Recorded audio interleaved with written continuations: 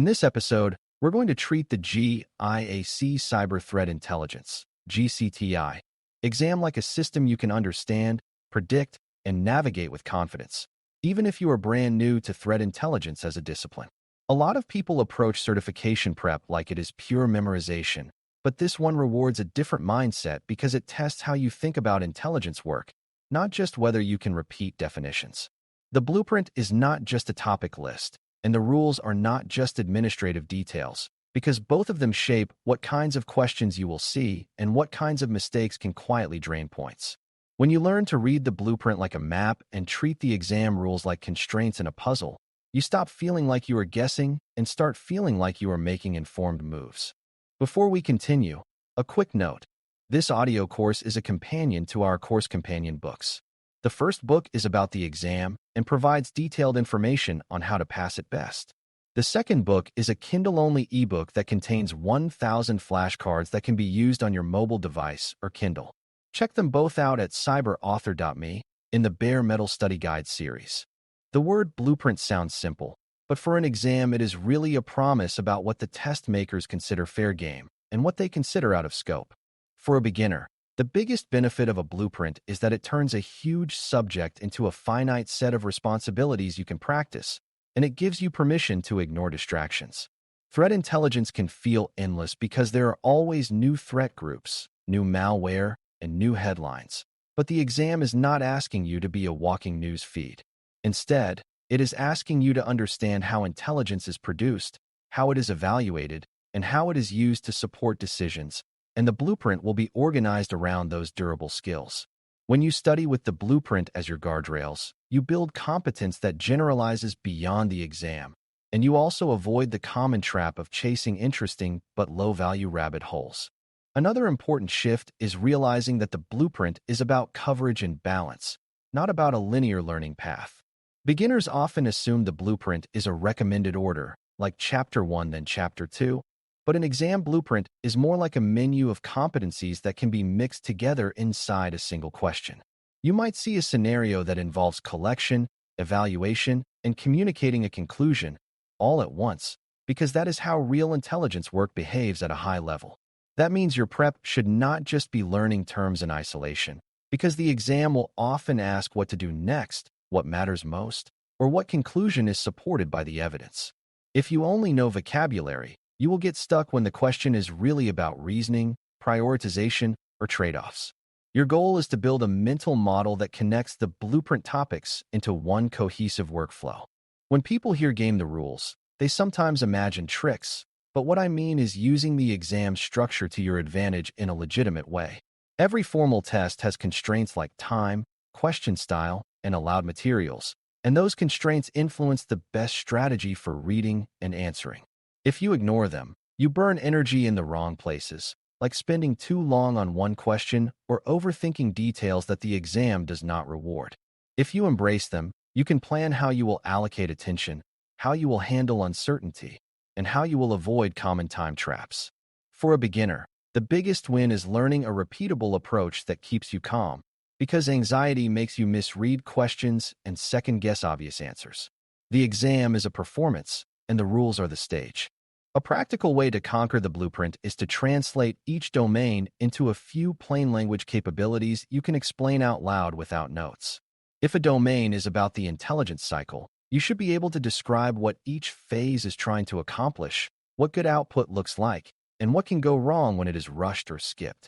If a domain is about sources, you should be able to explain why some sources are high value, how bias appears, and what verification looks like before you trust something.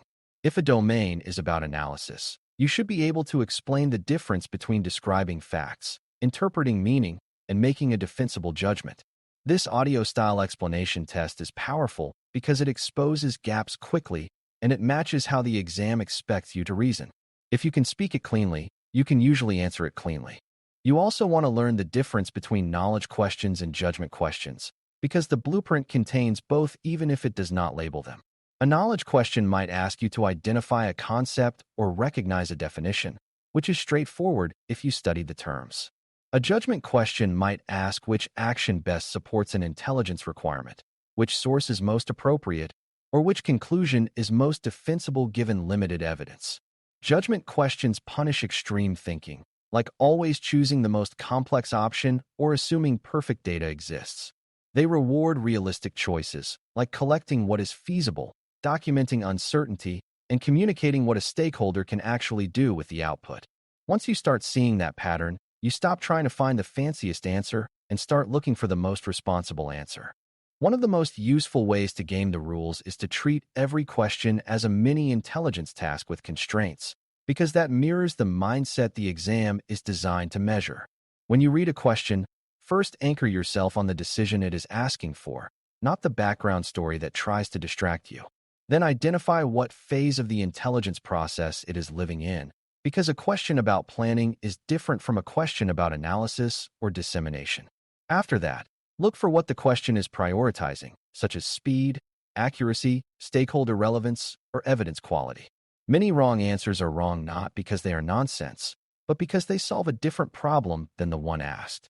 This is exactly how intelligence failures happen in real life, and the exam will test whether you can avoid that mismatch. Another beginner trap is thinking that more information always makes an answer better, but intelligence work often succeeds by narrowing rather than expanding. If a question describes a flood of data, the right move is often to define what matters, filter noise, and focus on signals that tie back to the requirement. If a question describes uncertainty, the right move is often to communicate confidence levels and assumptions, not to pretend the ambiguity does not exist. If a question describes a stakeholder asking for something vague, the right move is often to refine the requirement into something measurable and decision relevant. The blueprint will quietly reward this disciplined thinking because it is the difference between intelligence and trivia. You are not being tested on how much you can ingest, but on how well you can convert raw inputs into usable outcomes. You should also practice spotting when the exam wants a principle, not a procedure, because this is where beginners lose time and confidence. A principle answer sounds like a stable rule you could apply in many environments, like validating sources, documenting assumptions, or aligning collection to requirements. A procedure answer sounds like a step-by-step recipe, and while the exam can include process thinking, it usually avoids being overly tool-specific or implementation-heavy.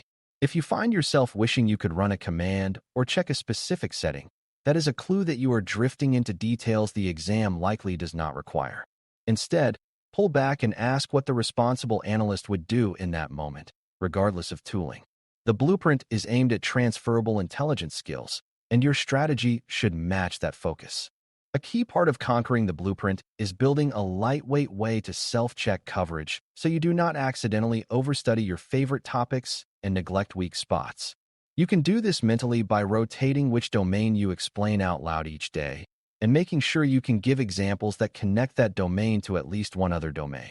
For instance, when you think about collection, connect it to requirements, because you cannot collect well without knowing what you are collecting for. When you think about analysis, connect it to dissemination, because the best analysis is wasted if it is not delivered in a form that a stakeholder can use. When you think about sources, connect it to validation, because credibility is not assumed, it is argued. This kind of linking turns the blueprint into an integrated system rather than a set of separate boxes. Game the rules also means planning your behavior on test day like you plan analysis work, with a deliberate approach to uncertainty. You should expect that some questions will feel oddly worded or will present options that all seem plausible, because the exam needs to differentiate between good and best. In those moments, do not panic and do not try to invent hidden information that is not in the question. Instead, return to the blueprint mindset and ask which option best aligns to the core intelligence values of relevance, evidence, and decision support. Often the best option is the one that is most aligned to the stated requirement, most honest about limitations, and most likely to produce an actionable outcome. When you practice that reasoning ahead of time, the exam stops feeling like it is trying to trick you and starts feeling like it is testing whether you can stay grounded. Another way to use the exam rules to your advantage is to manage your cognitive energy, because reading and reasoning under time pressure is mentally expensive. You want a default approach for your first pass through the questions, where you answer the ones you can answer confidently without lingering. Then you want a second pass strategy for the harder ones, where you slow down, reread the stem carefully, and eliminate options that violate core principles. Beginners often do the opposite, spending too long early and then rushing late, which guarantees mistakes on easier questions at the end. The better approach is to protect the easy points by moving efficiently, then invest your deeper thinking where it matters. This is not about rushing. It is about pacing like a professional. You should also be ready for the exam to test vocabulary that sounds familiar but has precise meaning in the intelligence context, because that is another place where people lose points without realizing it. Words like requirement, indicator, assessment, confidence, and relevance can sound like everyday English, but on an exam they are concepts with specific intent. If you blur them together, two answer choices can look identical when they are not. That is why audio-style practice is so effective, because if you can explain the difference between an intelligence requirement and a random question someone asked, you will not confuse them under pressure. If you can explain the difference between evidence and interpretation, you will not be swayed by confident-sounding but unsupported options. Precision is not about being fancy, it is about being accurate. Finally, remember that the blueprint is not your enemy. It is your contract, and gaming the rules is not about shortcuts. It is about staying aligned to what the exam is actually measuring. When you feel overwhelmed, come back to the idea that this certification is checking whether you understand the intelligence workflow, can evaluate information responsibly, and can turn that understanding into decision-relevant outputs. If you study with that mindset, you will naturally cover what the blueprint contains because the blueprint is built around those fundamentals. When you take the exam with that mindset, the rules stop feeling like obstacles and start feeling like boundaries you can operate within. Once you can read the blueprint like a map and treat the rules like constraints you can plan around, you stop hoping you will pass and start expecting that you will. Thanks for listening. For more audio courses, daily newsletters, and more, please visit baremetalcyber.com.